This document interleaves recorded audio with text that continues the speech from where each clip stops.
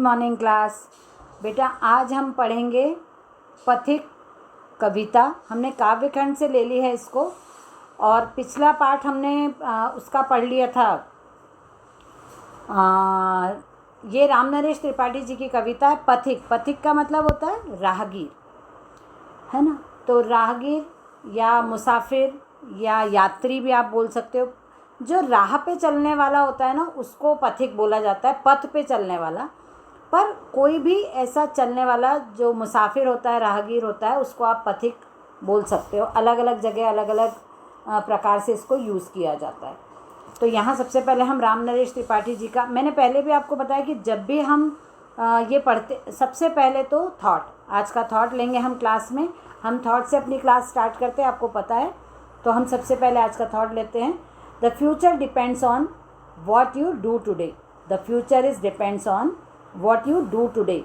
आपका फ्यूचर, आपका भविष्य इस बात पर निर्भर करता है कि आज आप क्या कर रहे हो। मतलब आपके वर्तमान समय के जो कार्य हैं, ये आपके भविष्य को दर्शाते हैं या भविष्य को बनाने वाले होते हैं, भविष्य में सहायक होते हैं। यदि आप आज अच्छा काम कर रहे हो तो आपका फ्यूचर ब्राइट है, और यदि आप गलत काम कर रहे हो तो डेफिनेटली आपको इन गलत कामों का आगे जाके परिणाम गलत ही मिलने वाला है। हमने पाठ लिया है रामनरेश त्रिपाठी का पथिक, कविता ली है, काव्यखंड से लिया है। इसके पहले हमने काव्यखंड से साखियाँ और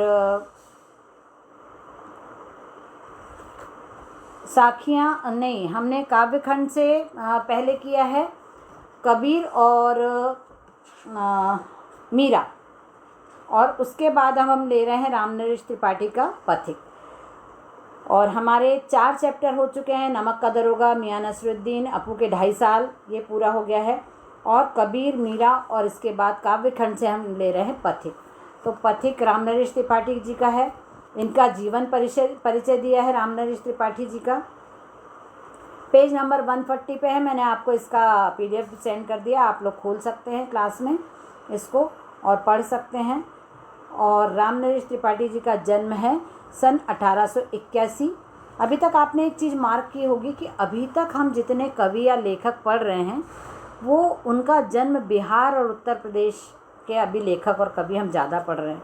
अभी तक हमने कोई साउथ के लेखक या मध्य प्रदेश के तो पढ़े हैं हमने, पर बहुत कम, है ना। और हम अभी तक ज़्यादा जो लेखक और कवि हम पढ़ चुके हैं, अभी तक जितने हमने कोर्स में लिए हैं, वो उत्तर प्रदेश में जन्म लेने वाले और बिहार में जन्म लेने वाले ज़्यादा पढ़े हैं अभी हमने। मैंने आपको पहले भी बताया कि हम कोई भी पाठ पढ़ते हैं या कोई भी लेख पढ़ते हैं या कोई भी कविता पढ़ते हैं, तो उनके जीवन परिचय के साथ कुछ पंक्तियाँ होती हैं। वो कवि के विचार होते हैं, कवि की अपनी तरीका होता है लिखने का, या कवि का सोच होता है वो, या लेखक का सोच होता है, या वो अपने जीवन में इस प्रकार का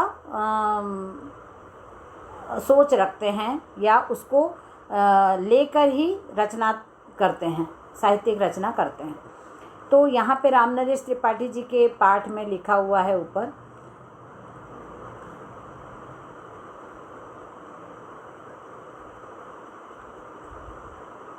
पराधीन रहकर अपना सुख शोक न कह सकता है, यह अपमान जगत में केवल पशु ही सह सकता है।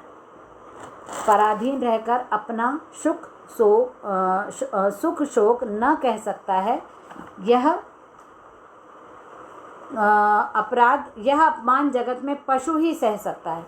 मतलब ये बात उन्होंने सबके लिए कही है, मानव जाति के लिए, कि यदि व्यक्ति के लिए, कि यदि आप किसी के पराधीन हो, या पराधीन मतलब किसी के अधीन रहना, किसी के आश्रित रहना, किसी के अंडर में रहना, किसी के दबाव में रहना।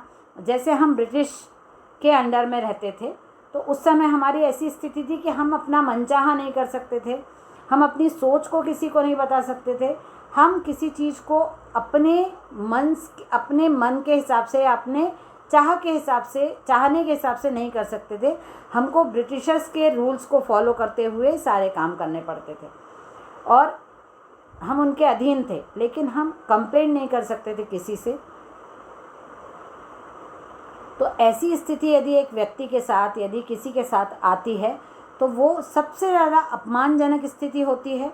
और यह अपमान की स्थिति सिर्फ पशु ही सहन कर सकता है, क्योंकि वो मूक होता है, वो बोल नहीं सकता, वो हमारे आश्रित होता है।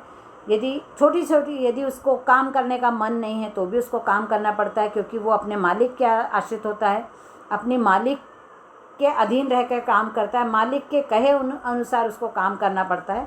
तो ऐसी स्थिति पशुओं की स्थिति होती है। तो इसलिए लेखक ने कहा है कि ऐसा अपमान सिर्फ पशु सह सकता है, मानव को ऐसी स्थिति में आना ही नहीं चाहिए। यदि आप किसी के आश्रित हैं तो ये सबसे ज़्यादा अपमानजनक बात होती है, और ये अपमान सिर्फ पशु ही सहन कर सकता है, और मनुष्य को ये अपमान सहन नहीं होता और करना भी नहीं चाहिए, ऐसी स्थिति नहीं आने देनी चाहिए।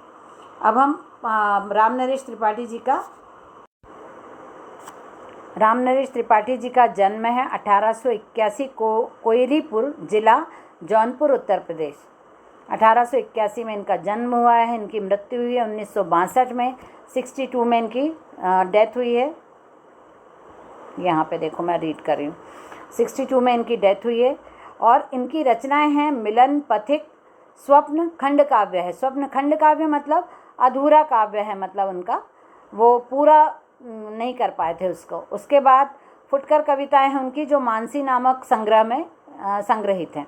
उसके बाद रामनरेश त्रिपाठी खड़ी बोली, जो ऐसी बोली जिसमें किसी क्षेत्र विशेष की होती है लेकिन उसमें हिंदी में मिली हुई रहती है, उसको खड़ी बोली कहते हैं। और इन्होंने हिंदी, अंग्रेजी, बांग्ला, उर्दू सभी भाषाओं में अपनी रचनाएं की हैं। उसके बाद कविता कौमुदी 8 भाग हैं, उसमें हिंदी, उर्दू और बांग्ला और संस्कृत की लोकप्रिय कविताओं का संग्रह है। यहाँ पे मैंने कुछ लाइन अंडरलाइन करी हैं जिनको आपके लिए बहुत इम्पॉर्टेंट है। वो ऐसी पंक्तियाँ, ऐसी लाइंस मैं अंडरलाइन करवाती हूँ जो इम्पॉर्टेंट रहती हैं क्लास में या एग्ज़ाम के लिए। यहाँ उन्होंने कई वर्ष तक वानर नामक बाल पत्रिका का संपादन किया था। वानर नामक बाल पत्रिका, बच्चों की जो पत्रिका आती है, उनके संपादक भी रहे रामनरेश त्रिपाठी। तो ये चीज़ अंडरलाइन मैंने इसलिए करवाई है क्योंकि ये आपके एग्ज़ाम के लिए या असाइनमेंट के लिए इम्पॉर्टेंट पॉइंट मुझे लगा, तो मैंने यहाँ अंडरलाइन कर दी है। बच्चों के लिए पंचतंत्र की जो कहानियाँ होती, जो मौलिक शिक्षा देने वाले, नैतिक शिक्षा, मोरल वैल्यूज़ देने वाली कहानियाँ होती हैं, वो शिक्षाप्रद कहानियाँ उन्होंने लिखी हुई हैं। अब इसके बाद पेज नंबर है हमारा 141, है ना। पेज नंबर 141 पे रामनरेश त्रिपाठी जी के बारे में बताया है कि ये जो शीर्ष पथिक है वो शीर्ष खंड काव्य है। एक उसका पथिक नामक से शीर्षक है खंड काव्य का। उसका एक भाग हम पढ़ेंगे, जो हमारे कोर्स में हम पढ़ने वाले हैं, जो कविता हम लेने वाले हैं, वो एक भाग है उसका। पहला सर्ग, पहले सर्ग से लिया है, मतलब कविता का जो पहला भाग है उसका पहला अंश लिया है यहाँ पे।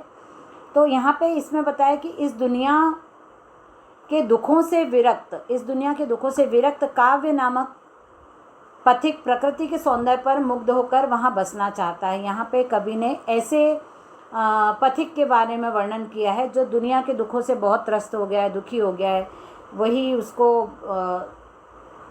मैनेज नहीं कर पा रहा है, कि उसको लगता है कि संसार के कामों में, संसार के बंधनों में मैं बहुत फंस गया हूँ या मैं नहीं कर पा रहा हूँ। जैसे अभी भी हम लोग भी ऐसे सोचते हैं ना कि अरे वही सब काम, बार बार वही करो, वही सब रूटीन, तो बोर हो जाते हैं, तो त्रस्त हो जाते हैं। एक जैसा रूटीन या कुछ उसको ऐसा नहीं मिल रहा है जिससे उसको आत्मिक सुख मिले, तो वो बहुत परेशान होकर, विचलित होकर वैराग्य की तरफ चला जाता है। मतलब अब मुझे इस संसार का में नहीं रहना है, या संसार के जो नियम कायदे हैं, सांसारिक जो काम है वो नहीं करना है, ऐसा सोच के वो प्रकृति की तरफ जाता है, नेचर के साइड जाता है। तो वहाँ उसको बहुत अच्छा लगता है, वहाँ उसको शांति भी मिलती है, प्राकृतिक सौंदर्य से वो बहुत खुश भी हो जाता है, प्रसन्न भी होता है। और सबसे बड़ी बात उसको वहाँ, मुझे ऐसा लगता है, ये मेरा मानना है कि वहाँ उसको सुनने वाला है, मतलब वो चाहता है अपने मन की बात कहना, तो वहाँ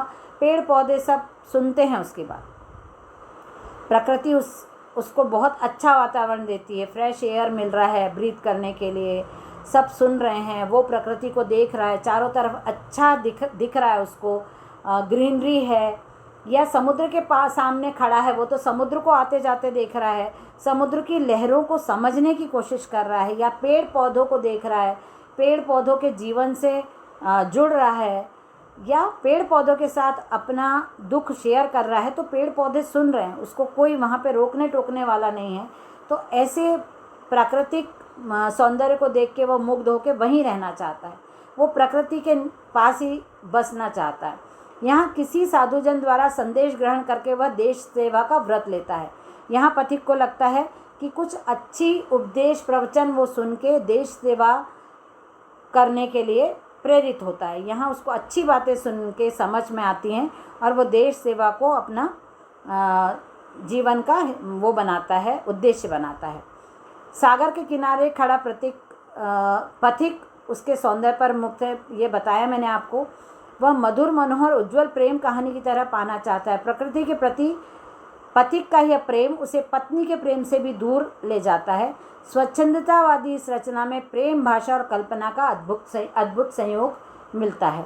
हम पढ़ेंगे कविता को अगली क्लास में, तब हमको समझ में आएगा कि वो इतना ज़्यादा प्रकृति से प्रेम करने लगता है, प्रकृति के सानिध्य में रह के उसको जो सांसारिक प्रेम है वो भी कम लगता है, उसको प्राकृतिक प्रेम से ज़्यादा जुड़ाव महसूस करता है अपने आप से, वो अपने आप को वो जुड़ा हुआ महसूस करता है।